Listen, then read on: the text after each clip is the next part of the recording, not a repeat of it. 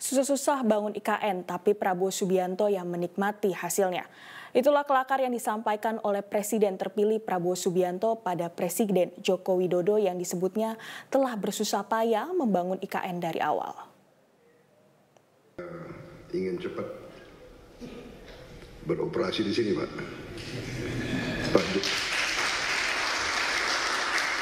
Pak Jokowi yang susah-susah, yang menikmati pertama saya, ya itulah takdir, Pak, begitu. Minta maaf, Pak.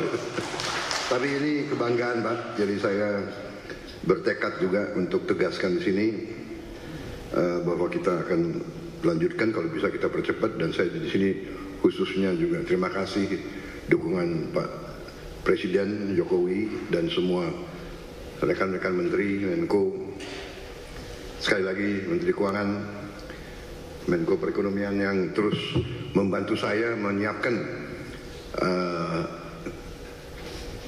APBN yang akan datang. Jelajahi cara baru mendapatkan informasi. Download Metro TV Extend sekarang.